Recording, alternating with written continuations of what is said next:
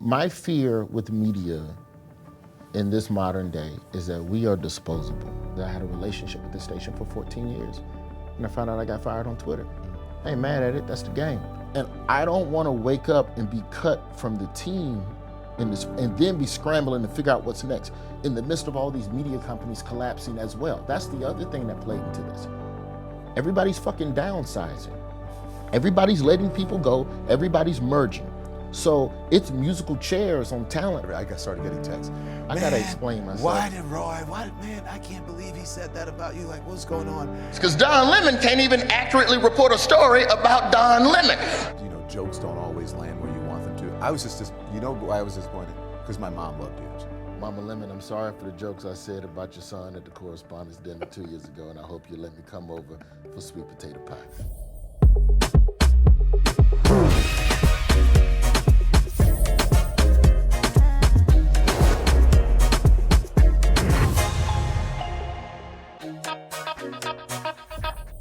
I am joined now by one of the most influential comedians in the game today. His name is Roy Wood Jr. I like to call him Roy Wood Genius. He's a comedian, he's an author, he is an actor, and he's a former correspondent on The Daily Show. Thank you so much for being here. Junius, you put that Southern shit on it. Roy Wood Junius. Look, I can sit in club chairs. I'm not on CNN anymore. This is nice, man. I know, I like it. And this is nice. You're not on The Daily Show. I'm going to start on a personal note. Okay. How does it feel to be, you were a correspondent, you were there for a long time, what, 8 years? 8 years. I made the whole run with Trevor. How are you finding the post-Daily Show life? You like it? Yeah, it's a different type of stress, though. Yeah. You know what I'm saying? I do know. Because the stress I got to avoid is not having to consume all of the news. Right. I just need to know what's happening. But when you work at Daily Show, and you know this at CNN, you have to know what everybody is saying about the thing, which means you have to hoard in ungodly amounts of negativity. Yeah. And then figure out how to make that funny. Wow. And then you get to the show and they go, oh, well, we don't have time for that. Well, you just consumed an hour of sadness. And I'm watching all the channels at the Daily Show. So it's not just CNN and MSNBC. You getting deep in the woods on Newsmax. Yeah. News Nation and all OAN of that. and all that stuff. Yeah, I mean, shout out to Al Jazeera America when they were still on the air. We used to watch, me and Ronnie Chang shared an office, and we would just sit there and just vacuum up the news. So not having to do that anymore for the sake of consumption for my job. When you consume media just to be informed, it's a much lower dosage. So I feel better. We're in the same place then. Because I would have to sit there. What we did was pretty similar, except you would do it with humor. So I would sit there with, 4, sometimes I had 6 monitors depending on what office I was using. When we moved from Columbus Circle, I think I had fewer televisions. At one point I had 6, 8 monitors, and you're like watching everything. You mute one, you turn one up, you mute one, you whatever, and then you play one back on the, on the TiVo or whatever it is. Yeah. And it can be toxic. It is toxic, and I think that that's a part of journalism that I don't think a lot of people talk about. And I think, I'm lucky because at the Daily Show, I can go up the hall and find somebody. We can try and find an angle to laugh about it. But since leaving the show, my news consumption has gone down. And you're more informed. know everything. Oh, you feel more informed? Yeah, but I also watch news from a lot more places where I would get news, where I have time. Not only just news, but also get opinions. Where I have time now to consume another POV on the issue, because it doesn't matter that this isn't going to necessarily be used on the show or not. Like at the Daily Show, I know that we are parodying a specific type of news and how news is presented. So it behooves me to consume news from that bucket. To drift over into the podcast world doesn't necessarily do me as much good because we can't parody that. We can pull opinions from it, but the idea of parodying, like Jon Stewart had a great segment on a couple of weeks ago about how the news media is framing, was it framing Trump or was it framing Israel? I can't remember, but it was a critique of the media. Yeah. So you only critiquing specific types of media. So if you're gonna have jokes in that bucket, you can only consume this. And there's only so many hours in a day, and God forbid I play a PlayStation or be a father or do something other than watch all the bad in the world all day. So now I feel not only more informed about what's happening, but also the spin on it and how things are being spun. Well, and that comes from the more independent people that are doing things. Yeah, on streaming, Correct. which is what people, independent media, and support independent media if you're watching, because it's really important, because you don't have the corporate overlord telling you, not necessarily telling you what to do, but as you said, when you work for Company A, you do things the way Company A does it. When you work for Company B, you do things the way Company B does it. As you do in The Daily Show, you have a particular product that you're selling and you're parodying it in a certain way, and I think that happens even in the news media. Yeah, and I mean, even more so when it's someone that has some degree of a corporate overlord, but they also have a bucket where they can kind of exist and do something a little bit more different, you know? Like I would say, if you look at someone like, say, like Amanda Seales. I watch Amanda Seales' program a lot. She has a radio show. So you could say that's corporate overlord. But then she also has this thing over here where she does her own thing and delivers that opinion. She don't hold back. Yeah, and so for somebody like me, they're not gonna invite a person like that on the traditional media show. So for me, I like consuming media from multiple places, from multiple people, and I'm able to do more of that now because I don't have to focus so much of my consumption on one thing. Even the TikTok, like it's young TikTokers sitting in their car, spitting real shit about what's happening in the world. And that's as important to me as MSNBC. But the thing is, for Amanda Seales, like they would bring her on, but only if it was, why would you say something like that? It would be a singular segment. They wouldn't have her on as a contributor that's on every single Yeah, come in and talk about this single thing today versus the broad spectrum of opinions of what's going on. And so for me, it's as important for me to watch and consume media from, say, someone like an Amanda Seales or Mark Lamont Hill. There's a young woman. Rye and Tiffany Cross. Tiffany and them and Andrew Gillum. Gillum and them. Right. You know, so it's that to me is as important as watching the person that's at the shiny desk. I mean, there's a TikToker down in Louisiana named Bell Curve, is her name, Curve with a K. All she basically talk about is Louisiana politics. I love state and local shit. That's what I'm on. Oh, I need that. You know I'm from Louisiana, right? Oh, you need to follow this girl, because that girl be spitting some, she talk like she don't care if she get fired. And but that's what you're supposed to do. Yeah. That's what we need though now. Well, you know what's funny? I came across her because she checked me and Trevor about some shit we said on the air one time. For real. And to me, that's where like criticism, like internet criticism, can be good in educating as well. I don't think all criticism is necessarily bad. Like we did I don't remember what the joke was, but it was the prison law thing, or whatever. We made a joke that Louisiana's bringing back slavery, but it's really about prison. But we took it, for the sake of humor, we took it to slavery land. She checked you. She ain't like that shit. but she and I had a conversation about it, and so you start digging through all of her content, you go, wow, this is somebody who cares. And it's very hyper-specific, the stuff that she focuses on, but it all connects to a larger national conversation. I can't take a clip of her into a meeting at Daily Show and say, this is what we need to figure out how to, like, I need to find how her conversation that she's bringing is happening within the box that we parody. And then that's the joke. That's the field piece. Like, I could try and talk to her for a field piece, but that'll fucking take months. You know how long it takes to get a field piece out the door? And so many resources, right? It moves too fast. So do you get, people always associate me with CNN, right? And probably that will be forever. I think people probably always associate you with The Daily Show. Yeah. Do you get tired of people saying, you know, The Daily Show, because you've moved on? No, I take it as respect for the work that we did. You know, I know you had Rainn Wilson on here on your program just recently, and Rainn was talking about how people still identify with The Office. I think my career took a turn with The Daily Show, where people stopped coming up to me and telling me I was funny. They would come up to me and tell me thank you, and that's a different type of connection with someone that they're always going to have and feel. And so, why aren't you there anymore? I didn't feel like the show, when I left, and this is before the Jon Stewart announcement, I didn't feel like there was a definitive plan for the host search, and it made me fearful. About where I fit into the future of the show. Because if I don't fit as host, okay, cool. But then where do I fit in any other regard. And you can't answer that question until you answer the host question. So now, my fear with media in this modern day is that we are disposable as talent. We're very disposable. Yeah, yeah. One of the realest lessons I got two real lessons in media before I got to the Daily Show. One, when I got fired from my morning show in Birmingham, shout out to 95.7, No Hard Feelings. I found out I got fired on Twitter. That's how I know you, by the way. I worked in Birmingham, Alabama, but go on.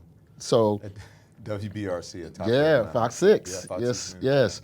So I booked a sitcom, and I told my program director I booked a sitcom, and I needed a little bit of time to do the show remotely, from LA. And this is before the idea of doing a show in the crib and all of that. It just, they weren't having it, and it was just a clash of goals that I thought could be worked out because I had a relationship with the station for 14 years. And I found out I got fired on Twitter. I ain't mad at it, that's the game. Yeah. I was on TBS, we had a sitcom, Sullivan and Son. We got a season 4 renewal on a handshake. The same way we got the other renewals was on a handshake from the head of the network. Man shook our hand, told us we getting a season 4. A week later, he left the company. Oh, man. New dude that came in, he don't give a fuck about no handshake. All you bitches can go. This is when TBS canceled everything but Conan. Yeah. It's like 2013 or 14 or something like that. Those two moments in my career create this idea that at any moment, anybody can just chop your legs off. So what I need to be doing is moving into space where I'm being able to dictate what is next for me. And I'm not sure what is next for me here, so I need to make a choice that makes sure that I am in control of what is next. Do you realize how parallel our lives are right now? I have my own production company. I'm an entrepreneur now. I'm not just talent depending on the next contract. Because before it was just like, okay, you're going to renew my deal. What are you going to do? And now it's like, you got to make payroll. You got to make sure that you get guests like you that are interesting. You got to make sure that you have the right questions. That you know what I'm saying? That people want to tune in to. Also, I get everything that you're saying, and I know how this game is played. So was it your choice, or was it a combination? Did you ever think that they really were considering you to be the host of the Daily Show? I felt like they were. And then I heard the Hassan Minhaj rumor that, that he was out. But I felt like at the time, back in the spring, when I got to guest host and I did the correspondence dinner, that I felt like I was legitimately in the conversation. And I felt that. So much so that on the other side of Hassan no longer being in the running, as it was reported, I didn't feel in the conversation then what I felt in the spring in terms of, oh yeah, we're considering you. Because now if Hassan's out, and you go, well, am I in the mix? Well, we're still looking at different options. We're still figuring it all out. But we want you back as a correspondent. They make no bones about it. They wanted me back as a correspondent. This wasn't no get the hell on. But I kept looking at, all right, well, how long can I be a correspondent and there's not a definitive structure around the show? How safe am I? And that was the fear. The fear was, this doesn't feel safe. Because if you get a new host tomorrow, and they chop everybody's head off because they want their own correspondence, I'm gone. You're gone. But let me ask you this. Because you say with Hassan, because everyone said Hassan, they thought Hassan was going to be the guy. Correct. And so did you think that you were number 2? And if they said, if Hassan's gone, did you think that you were going to be it? And when they said, oh, we're not sure, and you're like, wait a minute. I never thought that I was like next man up. I just knew that, oh, that's their guy. And I know that if I'm being Comedy Central, really not even Comedy Central, if I'm being Paramount at this point and I'm making a decision, Trevor grew the show globally larger than what it was under Jon Stewart. That's just statistics. That's not me hating. So if you have this man that has all this reach globally, I can see how Hassan was the guy. And let's just say, and keep in mind, all this is happening during the writer's strike, so nobody's talking, because legally you can't talk. I can't talk to the network because we're not supposed to be talking right now. If Hassan's your dude, I'm glad you said that, because people are like, well, why didn't you say something? You're like, I can't. I couldn't. Couldn't say shit. Contractually, you can't. So if Hassan's your dude, if you come back after the writer's strike and go, hey, Roy, Hassan's the guy, but we want you to hang around for another year, like much in the same way that Jessica Williams stayed under Trevor, even though she started under John. And then Jessica stayed long enough to get everything in a familiar face from the old regime to help transition to the new regime. And then Jessica Williams went off to do her own things. That's a construct that works for me. That could be realistic. But once Hassan's no longer the guy, I can't even fathom that. So if Hassan's out, then the question becomes, well, what are you using to deduce? As a metric of who you want, right? What is the metric you're using to decide who the host would be? Because if I have the metric, I know whether or not I fit. And then from that, I know who does fit, and then I know whether or not I fit in with that person. And then I can make a decision on the next year of my life as a father who has to provide in New York City. This is just straight up, just on some, is this still a stable place to work in the long term when I know how cutthroat television can be? Daily Show's been my home, it's my family, those are all my friends. But then when it's time to, okay, if I stay here and then in the spring, XYZ happens and I'm out, I'm gonna be mad at myself because I could have been using this time to figure out where I fit into this political ecosystem going into an election year. And if they want you, they can find you. They know where to find you. And you know where to find me. I've already proven in the spring that I could do the job. It wasn't beef, it wasn't hard feelings, but it's like, if there's ever a time for me to change up and do something different, it's a fucking election year. For my brand of comedy and what I do, That's this the Super is the Bowl. year. This This is is Super the Bowl. Super Bowl. And I don't want to wake up and be cut from the team and then be scrambling to figure out what's next in the midst of all these media companies collapsing as well. That's the other thing that played into this. Everybody's fucking downsizing. Everybody's letting people go. Everybody's merging. So it's musical chairs on talent, my nigga, or you've got to figure out your own thing. It's musical chairs for the people running the companies. They don't know if, with all this merging, you don't know from day to day or week to week who's going to be at the top, as you said, and who's going to be a rabbi or not, right? Yeah, and so how long did it take you to get all this shit set up? Months. Right. Months. Yeah. So if that's going to be the strategy, I need to go do that. And you cannot do that while doing the job of correspondent responsibly and respectfully. Yeah. I should get out of the way. What do you? A couple things. So you were saying, that Trevor drew the reach globally. Yeah, right? man, them Africans all got Comedy Central. But that's what I was I'm trying to say saying. respectfully. Respectfully. But I mean, but still, like. And so Hassan's brown. You think the But Browns you're brown ain't gonna too. go? Every time, listen. I'm not I can South go Pacific anywhere. Island brown. Okay, but I I'm can go not anywhere in the internet. world. An African is going to know who I am. Yes. Don Lemon.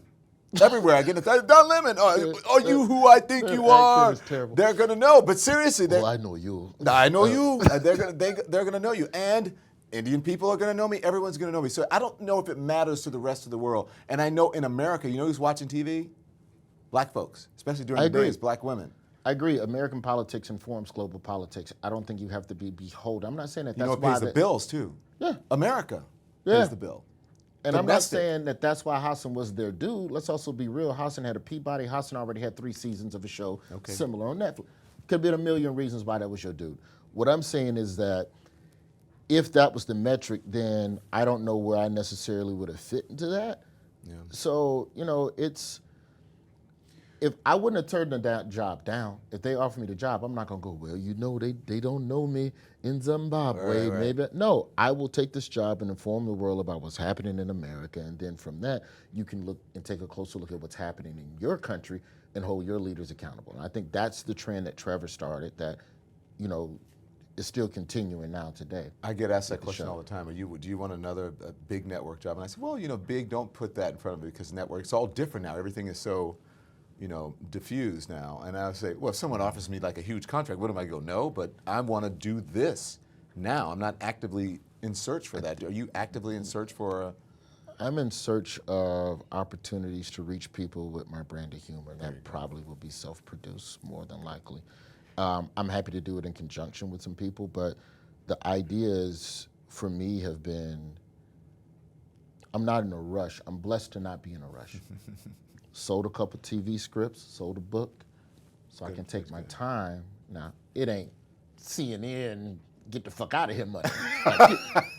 But I am blessed to have enough money to where I can sit and think reasonably in a still place about what I want to do next and how it fits into the current landscape that's still shifting. So I'm not just copycatting something. So, because I think the idea of shiny desk show, I think these are the last ones. Yeah, they are.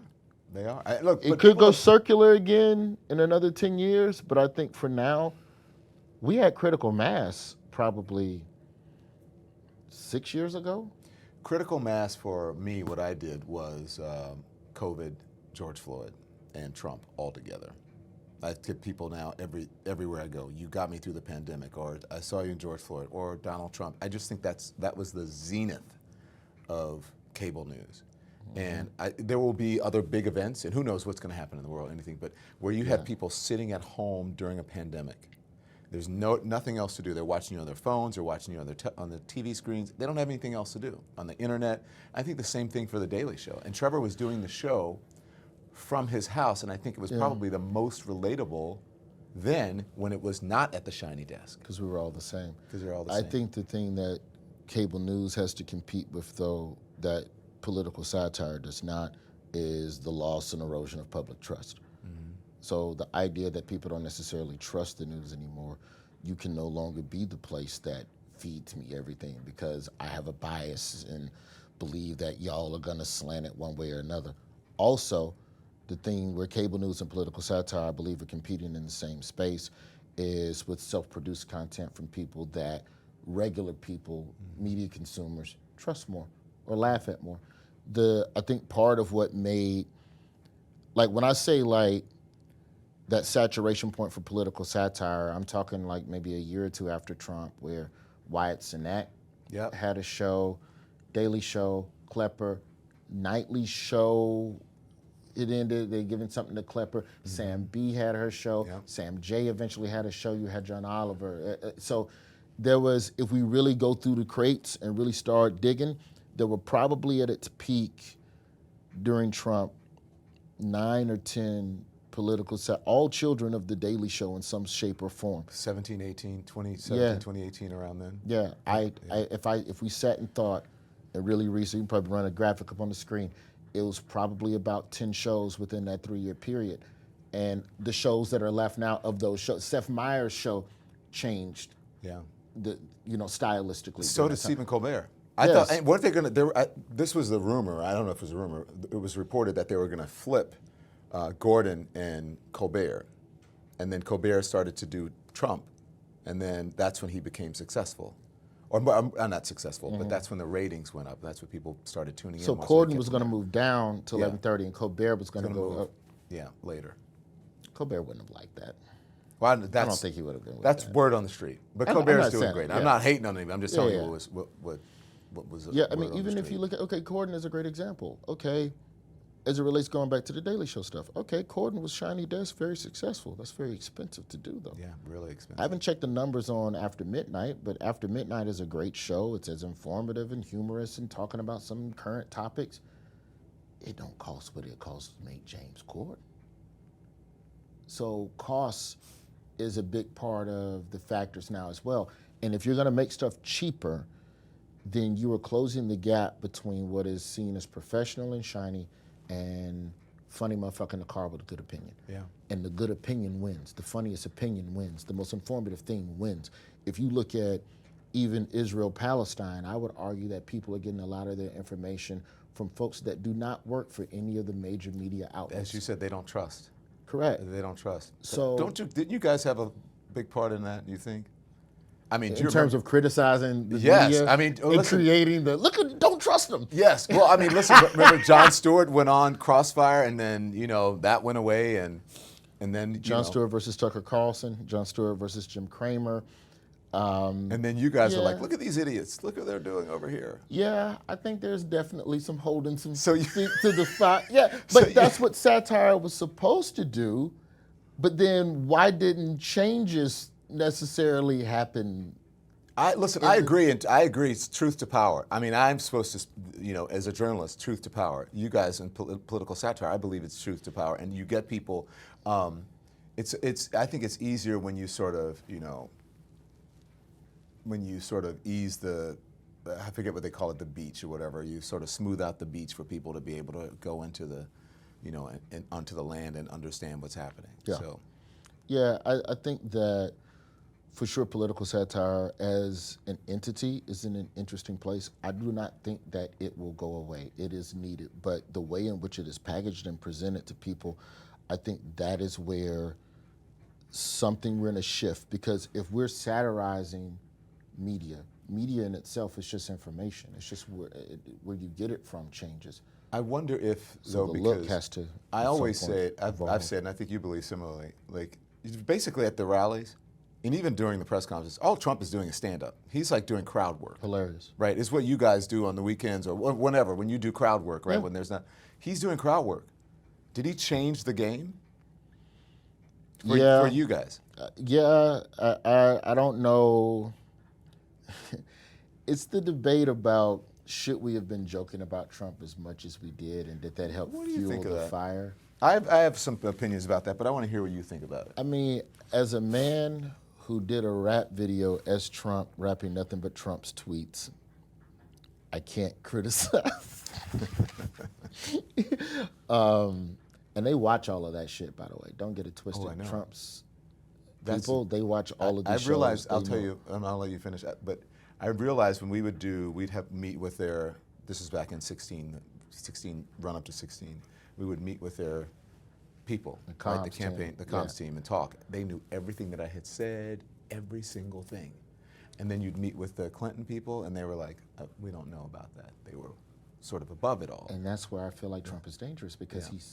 you can call him dumb, but the people around him ain't dumb. No, they're We not. did- Kellyanne Conway is a very smart woman. Dog, we did that video, pretending me rapping Trump lyrics, this Black Trump thing, and then we hit them up trying to get credentialed for a rally. Nope. The reply was a link to the video that I did.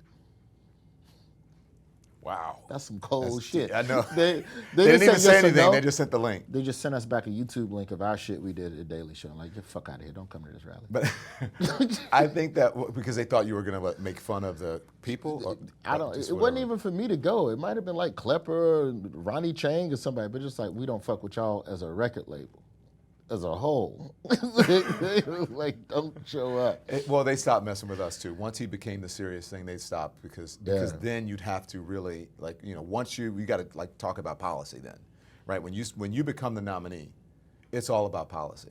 And it's all about what you said. It's not just like, hey, you're new and wow, did you ever think you were going to get here? And you say unorthodox shit and blah, blah, blah. Yeah. You know what I mean? But then when you're the nominee, Are you Okay. really going to build it? Well, oh shit, he really building that he's wall. really building them all.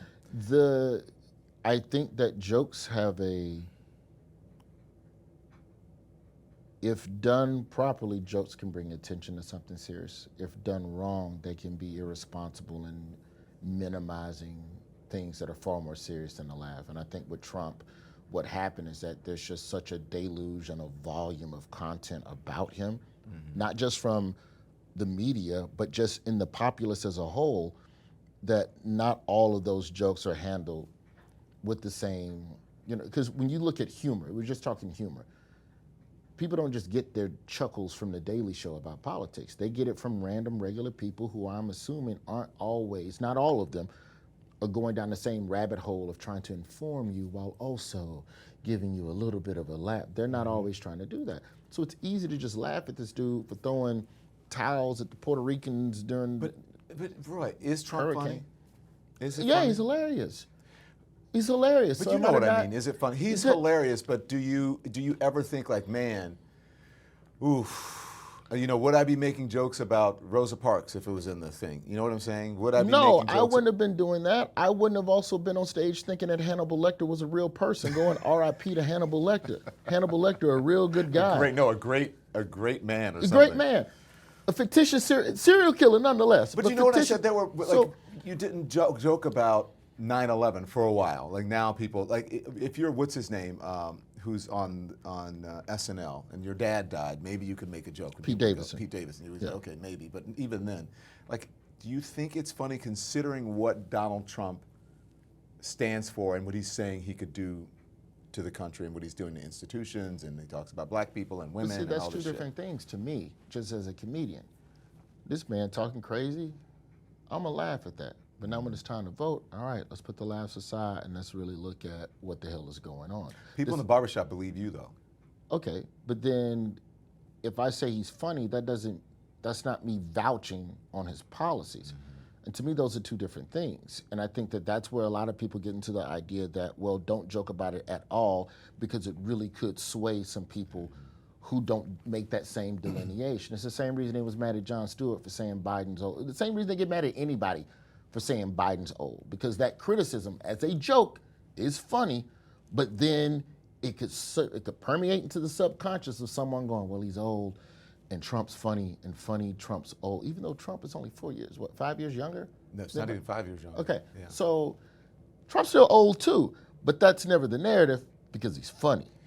For people, they talk about Biden falling down, and I tell people, well, you don't remember. I mean, we used to do that with Gerald Ford. He would trip over everything. People, you remember that Chevy Chase or whomever would do on SNL, tripping over everything if you were Ford. So this isn't new. So then, if you're Biden's team, then you have to fight that narrative. Yeah. With that type of foot, you almost have to be funny in a way and own some of it. Because, like, I've always felt like with Democrats, I've felt that the desire to always remain regal and astute works to the negative. It works against you. To the disadvantage. Because it's easy to find a wrinkle in your jacket. Yeah. Versus you just go, yeah, my jacket wrinkled, and what? Right. Anyway, right. What's up on the policies? I'm better than him. Yeah. Like that. But then you almost, in a way, if you adopt that now, you could turn some voters who want to believe in astute politics. Yeah. Astute politics is dead and gone. Right. It's build a wall. It's it's little slogans. Yeah, because everybody's a single issue voter. For Democrats, if you're explaining, you're losing. Yeah. Right? If they don't get your slogan, I know it sounds awful, but that's the truth. If Donald Trump ran on the platform that I'm bringing back Blockbuster Video, and you own a Blockbuster Video, you're going to vote for that dude. You're not going to sit and look at the logic of whether or not Blockbuster is a viable retail. You got no time for that. You're trying to live. So how do you connect with that dude when logic also nuance is out of the conversation? Yeah. But for the comedian, though, where is the line then? Is there a line? Should comedians be held responsible? I believe comedians should be given a wide berth, but there's no line. There's no line. The comedian's job is to make the joke. I'm here to make the joke. I'm making the joke that's funny to me, and the people who are smart enough to get it will get it. The people who choose to weaponize it will. That's what happened with the Correspondents' Dinner. When I did the Correspondents' Dinner, every faction you could name took a snippet of that set and used it to either uplift their platform or criticize the other side. And that's what people are going to do with jokes, no matter what you do, no matter how meticulous you are, no matter how nuanced you try to be with the syllables and the commas and the semicolons. Gun manufacturers it's not a fair analogy, but it's in the sense that we make a joke. We cannot control what people do with it. We can't control how people consume it. So to establish a line for comedians where we have to say, well, we got to be careful because somebody might take it serious and vote the wrong way. Well, that could happen with it. Then just don't do the political joke at all. Yeah. That's the safest approach if we want to talk about a line. Now we're into censorship. So to me, I don't know how we can reasonably do that. Like, for me, I try to do comedy that presents a third prism to an argument. Yeah. I'm not here to get into deeper policy points because that's just not my brand of humor. You're telling jokes. Yeah, I'm telling. Well, I know I'm still trying to talk about, like right now with the hour that I have out right now, without doing jokes in a sit-down fashion. Part of the basic thesis statement of it is that we have a general disconnection with one another in society, and part of that is because the retail experience has become automated, which has eliminated the impulse to talk to a stranger. You between a cashier, you between a sales rep, that type of stuff has dissipated. So it's created more of that plus the phone. So to me, that's more of an analysis of where we are as a society in terms of being alone. And it's easy to see how somebody could eventually take a gun and want to go kill people because they feel alone. And they're also reading stuff on the internet. And the algorithm is feeding you more stuff. There you go. And then you're talking to more people who are even less informed than you are. And what about the people who could only be reached through a joke? Yeah. Where's the upside to a joke? We talk about humor from this place of it's going to make things worse, but there's also some people that are engaged solely because it was fucking funny. Because all of the way political jargon, jibbity, It's boring to a lot of average Americans. So hold that thought. Can we go back to, before we get too far, I want to go back to Correspondents' Dinner. Because Yeah. I didn't watch the Correspondents' Dinner last year. I didn't watch it this year, but I didn't watch last year. And you came on and I started getting texts. I got to explain myself. Man, I can't believe he said that about you. Like, what's going on? And it said, considering what is happening to him at the Daily Show, he should know what's up with you, Don. Why would he do that shit? Why would he make that joke? Let me say. Am I lying? I'm sure you got a head incoming. Don Lemon released a statement saying he got fired from CNN. Then CNN released a statement saying that they offered Don a meeting. They had to part ways because Don Lemon can't even accurately report a story about Don Lemon. Let me say first to you, I'm sorry for how that joke was worded. It did not come out the right way. Second thing working against me was public sentiment against you was 50-50 already off the top. So people were able to take that joke and use it as kerosene for the Don Lemon which is burn you at the stake or whatever, which is what they were trying to do to you during that week. Yeah. And especially knowing what we know now about CNN and the powers that be that were now no longer there at the time, I wish I'd have taken more of an exploration into, because and I spoke with my head writer about this when we talked about it kind of after the fact, and what I wish I'd have done was also spoken about, okay, there are people that don't like you, there are people in the newsroom that may have had an issue with you for your approach to the craft. Okay, fine, cool.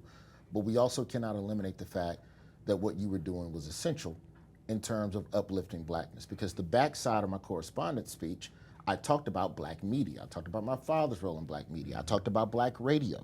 I gave a shout out to EURN that was in the room, and like they do all the black news stories, and April Ryan and all of these people who are fighting to make sure that black stuff is told at a time where they're trying to mute it with CRT and they're trying to take it, and that's the part of it where I felt like I needed a joke that gave him flowers too. I kicked him in the dick for a newsroom joke, and then went right into Tucker Carlson, and I should have come back on the backside of that and also said, but also, because I think with you, there will forever be a but also, because you did so much. You already talked about all the shit you stood on during the zenith of political news. And I tried to clean it up some on The View, like the next day, like I was doing, like you do the media rounds after, if you don't bomb. It was over, but it was over. Everybody had seen it. Yeah. And that part of it, I was like, I didn't do right by take the joke about getting fired, fine, but figure out how to connect it back, because the thing was, now that Don's gone, who's going to be at the network to hold feet to the fire? Because this was, I think, a month after you got into it with Ramaswamy on the air. No, it was not even that. It wasn't even a month. But listen, a month. Okay. But let me just say this. I know. Thank you for saying that. I have a sense of humor, and I know that jokes don't always land where you want them to. I was just why I was disappointed? Because my mom loved you, and she's like, I can't believe, why would he Roy Wood Jr.? I can't believe it. And I was like, and I thought about all those things. It's like, he can't explain like the nuance. I thought he would know better. He comes from a journalistic family. He should know what's happening in a larger ecosystem and blah, blah, blah. But that's a whole thing. And I do. Yeah, but that was just, my mom. But listen, anyways, thank you. Let's move on. That's behind us. Okay. So listen, when you talked about jokes and where it lands and why you do them, sometimes I watched the Tom Brady roast. Okay. And I laughed the first time I watched it. And it was uncomfortable. And I'm like, wow, finally, no canceling, comedy is back. And then I watched it again, and somebody was like, and I was like, man, a lot of this is just like, it's like, where's the part? It's just like just white boy humor, a lot of it. And Kevin Hart even said that on the thing. Oh yeah, the dick jokes. Yeah, all the dick jokes. And I was like, and then there's like Kim Kardashian, like however you want to feel about Kim Kardashian, like, do you have to talk about her private parts? But hey, I don't think anybody should be canceled for it. But then I watched it with a critical eye, and I was like, I don't know how I feel about this. You know how people will vote? People will vote through ratings and whether or not they go see those types of Oh, it's number one on Netflix. Yeah. And now listen, don't think I'm not saying anything. I'm just analyzing. First time, ha ha ha. Now let me go back and watch it.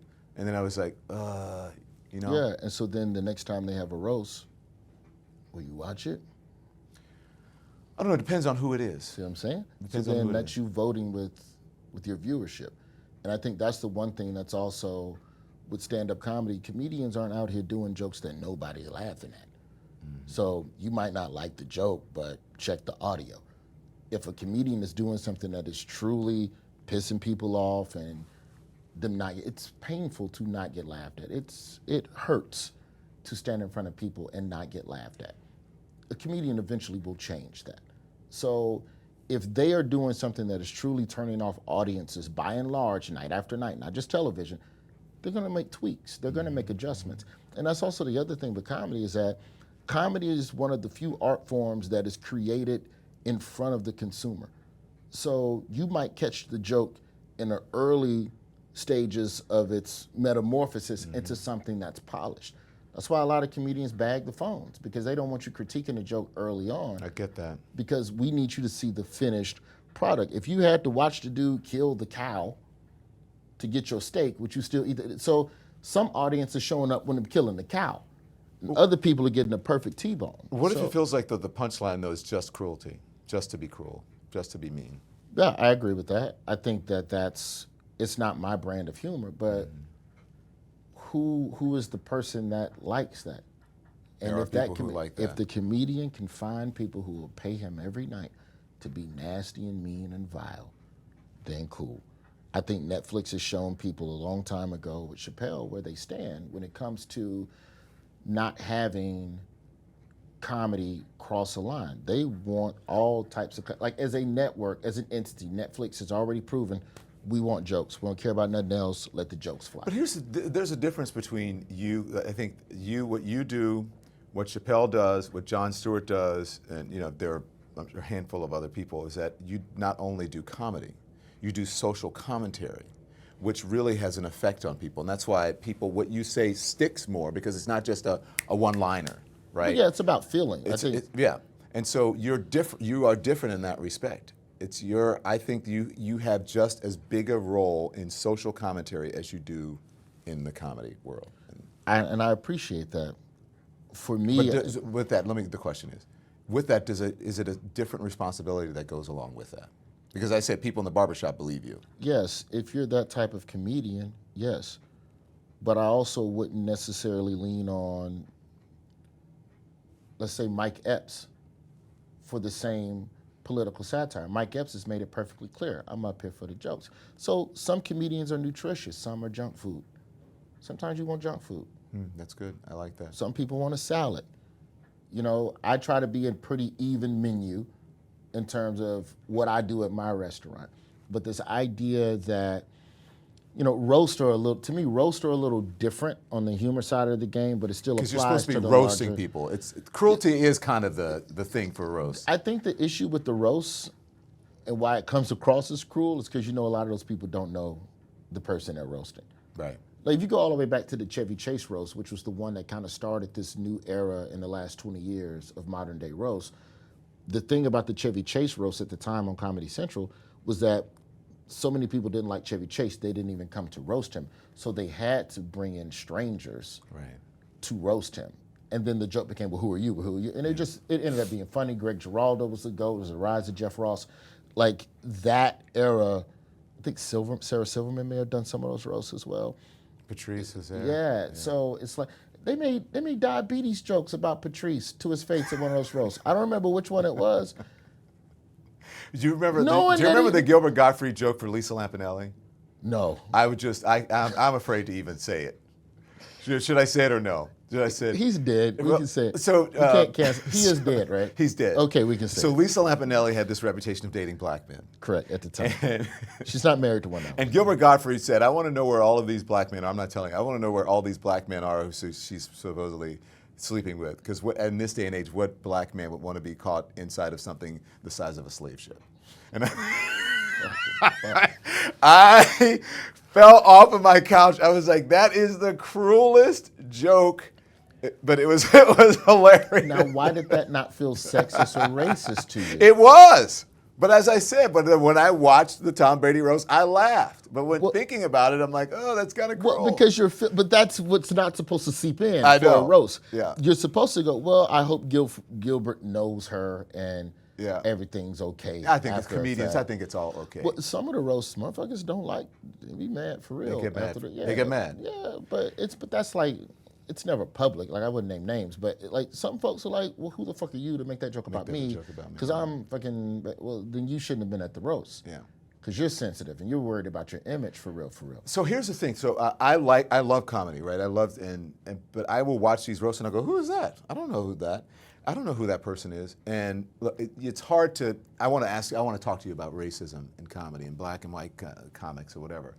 But it's hard to say, there's racism in comedy. And you have Kevin Hart, who's like the biggest comedian in the world, and you have Richard Pryor, and you know what I'm saying? But do you think that you have the same sort of opportunities? I went to a McDonald's McDonald's show, and I mean the line is around the corner, and everyone shows up, and then there are people like Cat Williams, who most white folks had no idea, and then he gets 60 million views on YouTube because he's a comedian that black folks have known and love forever. Yeah, it's the Bernie Mac. It's the Bernie Mac effect. Yeah. So Bernie, same thing. what do you think? I think that gatekeepers in Hollywood limit their view on the amount of black comedians who could be famous at the same time, and they actually could be getting money off of all of them and could be making money with all of them. That's why I'm so happy that so many black creatives now, especially with this new wave of black comics, that they're kind of breaking off and creating their own things, and then you have to come back and try and get them to a degree. Black audiences are always ahead of the curve on what's popular and what's happening across pop culture, especially in stand-up comedy, because I think communities that are in pain need to laugh the most. So we always on the hunt for, who's laughing and who's popping. I think that you have Kev, you have Cat Williams, Mike Epps sells well, and then after that, we have a lot of comedians that are at a lot of the same threshold of getting there. Yeah, there's Adele Givens, D.L. Hughley sells well. It's to be able to still tour in any capacity, regardless of the amount of tickets, whether you're doing an arena or a comedy club, you're blessed. If you can show up in 40 cities in this country and get people to pay $30 in this economy, you're doing well. But the idea that I give you Janelle James, Abbott Elementary, Principal Ava. Janelle toured with Chris Rock. Janelle's a very capable and solid stand-up comedian. And then you get on Abbott, then they go, oh, wait, you do comedy? Yeah, motherfucker, I've been here. I've been cooking, I've been doing stuff. That's why I'm so happy for, cats like 85 South Show or Drewski, Funny Marco, Country Wayne. Just hilarious. It's to me, there's so many people now that are eating fiscally at a level that my generation of comics would have never been able to create a table for themselves in that way. And now companies and brands have to come back and go, will you please be in our movie? Will you plug it? We'll give you a couple lines if audience is power. Well, that's the thing. That's the thing. Like Monique, say what you want. Monique fills arenas. Yes. She's, and especially coming off with opening for Cat. Yeah. When she comes back on her own tour, opening for Cat is one of the smartest things she could have done, because you're pulling. It's the same thing Chris Rock did doing the two-man joint with Kevin Hart for a minute. You're cross-pollinating black audiences that sometimes wouldn't have even discovered anything that you had done beforehand. Two things. Who's your favorite comedian? Oh shit, man. Working today, my favorite comedian working today is Ali Sadiq. One of the deepest, most intricate, and you talk about comedy that makes you feel something. I think Ali Sadiq is doing stand-up at a level that will make Pryor and Dick Gregory proud. Who do you learn from the most? Ooh, in stand-up? The youngins. All the young comics, that's who I learn from. I study them because they know how to connect with people. There's a reason why the young comics ain't out here arguing with each other and talking shit about each other on podcasts, because they all too busy getting money. Okay, so that's a good one. The way that they evolve and reaching audiences, to me, that's key. All right, hold that thought. Who's the GOAT?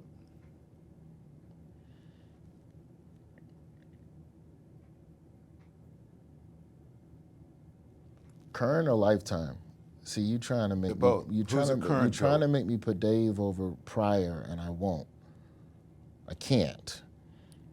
So current is Dave, lifetime is Pryor? Yeah, but goddamn, man, Cat Williams is right there, bro. Cat is a great example of what I'm talking about too, about how if he's not using humor to just touch politics a little bit, Cat don't live in it, but Cat will sprinkle a little bit.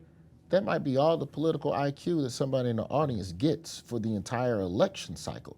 And that little bit gives them some perspective. He gave you a little bit in the Netflix. I just watched his Netflix special, the newest one. He gives you a little bit of politics and then he moves on. Correct. He gives you a little bit and he moves on. You were saying that the young folks are not out here talking shit about each other. So Not nearly as much. If they Kendrick, do, they ain't Kendrick doing and Drake. it. I was talking about comedy. That's a Kendrick and whole Drake. nother shit.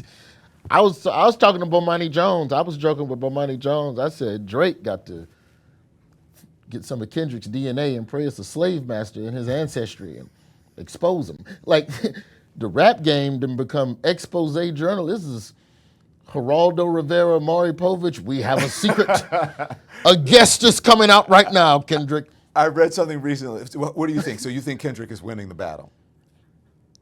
Yeah, but they're both coming out dirty in this one. 'Cause I just wanted lyrics, you Okay. know.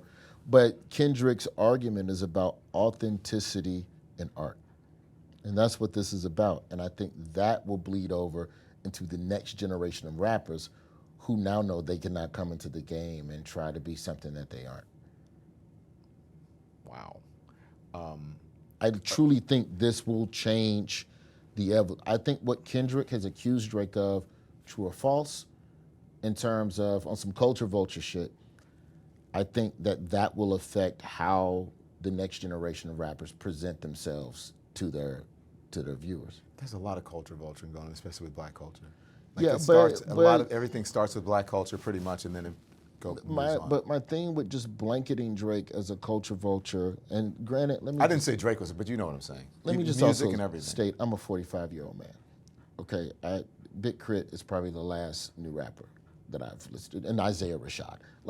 And that's like, they came popping like 7-8 years ago, 10 years for Crit even.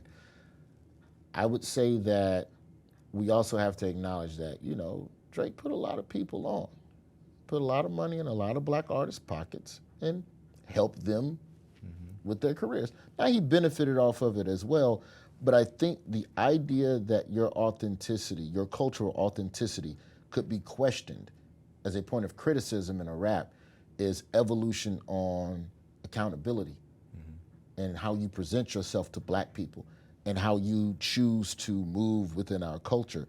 And I think that will affect more so the people who are not black who come into the world of rap. Are you okay with the negativity or the beef?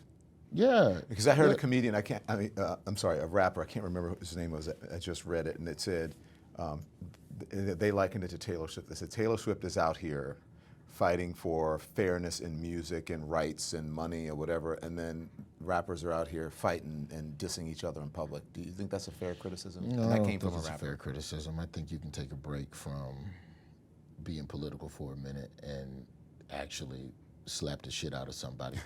I don't adopt. You can do both at the same time. I don't like this ideology that you cannot care about one thing while caring about another.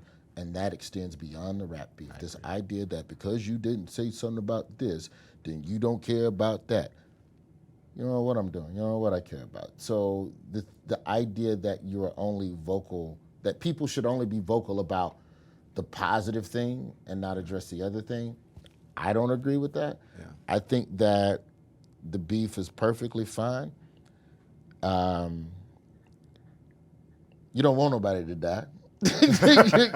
You know, but when you look back on rap beefs from the last like 30 years, this feels, in terms of the violence in the lyrics, pretty laid back. It's just, hey man, I know that you get close to people of a questionable age and your daddy takes some pills.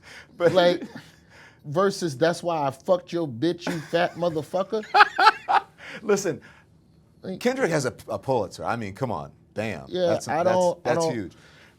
Let me ask you this, before we get out of here, as they say. According to the polls, and polls are a snapshot in time, and as you said, it doesn't mean, because you make a joke, that doesn't mean that you're going to support someone. What do you think about black men supposedly supporting Donald Trump in this election? I think black men have always looked to the candidate that they feel addresses the needs and concerns that they have, but I also think that a lot of the voter base, and it's not just black men, are not quick to actually do detailed due diligence on what the policies are and how those policies would actually be executed once that person is in office. But you just got to remember, black voters as a whole, we got abandonment issues with the Democratic Party. So I just think it's an idea of just holding every politician accountable. And I just think that if you're going to if you're not going to vote Democrat because the Democrats ain't done X, Y, Z, okay, cool. But before you go vote Republican, look at the policy and tell me how that matches up with everything that you believe in. Yeah.